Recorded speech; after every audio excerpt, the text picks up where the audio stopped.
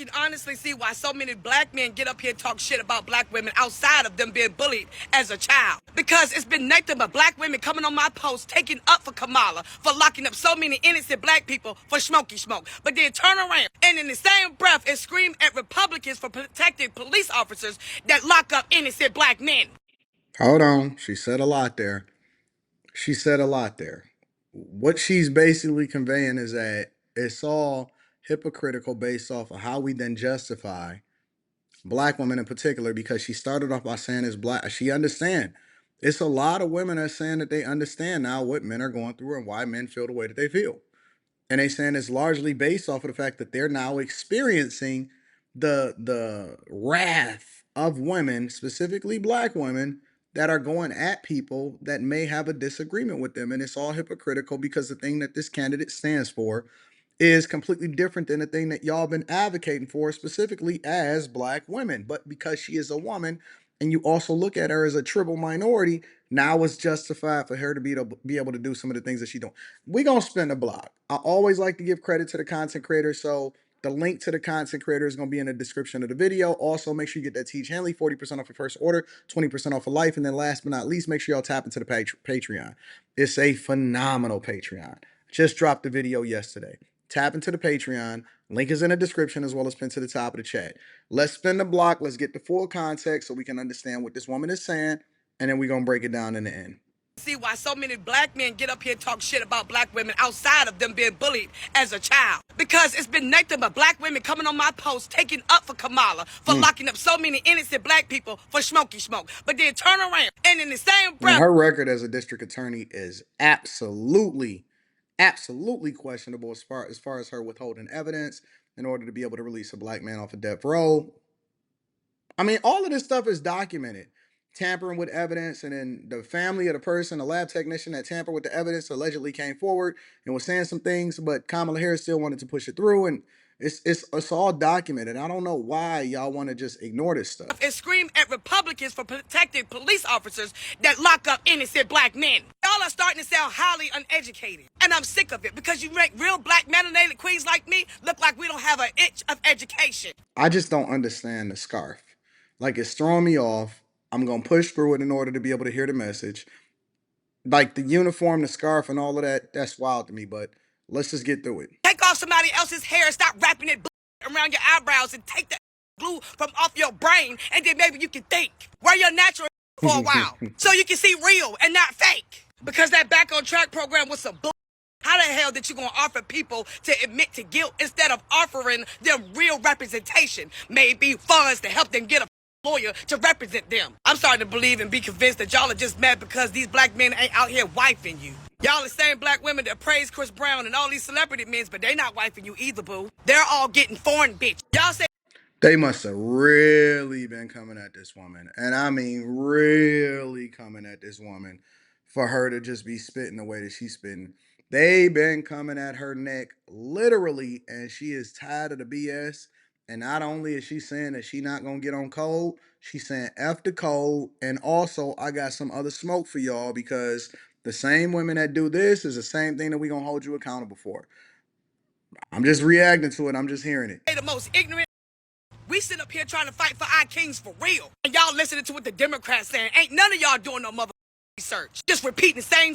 Groupthink is a real disease. Y'all the same bitches that sit up there and listen to music to tell you we don't need our men and spend your money on what they represent so they can pull the money out your pockets so you won't have resources for your schools. No, no. She hit that. She hit on that one. She basically said, listen, the same people that advocate for some of the worst in the community is also the biggest victims, because they run in the Victim Olympics based off of the fact that money is being divested from your neighborhoods, from your schools, that your kids are supposed to be benefiting from. Do y'all realize that we pay taxes with no representation when we have Democrats in office? I seen people personally go at Brandon Johnson in Chicago over and over and over and over again, and they were absolutely disgusted at the fact that they got no answers for the migrant crisis, but all he kept saying is that we just gonna double down and we gonna triple down on people that's not even supposed to be here and came into this country illegally. And it was black people, the ones that was actually running up there and it was having a conversation, and I hit it and I was beat way before election season really got into gear. I've been beating on this drum for years and years. And I'm so thankful that people are just now starting to finally wake up, and they starting to catch the wave and understand, listen, it's not really beneficial for you to be on code, because it doesn't really start to affect you until it starts affecting your neighborhoods, your pocketbooks, and your safety. But y'all think they for you because they make you feel good and shake to the beat. If y'all don't like the region, just say that. And y'all gonna still be the same bird brain head ass bitches that sit up there and listen to all these celebrities that's gonna tell you how to think and feel and who to vote for. But you don't know who they meeting up behind closed doors at these meetings. Hey, listen. I do know that we've been being finessed for a long time. And I'm not sure what payment or representation is. I'm curious, honestly. One of the things that I'm curious about is if and how much Meg the Stallion got paid for her performance over there in Atlanta in order to go over there and embarrass y'all.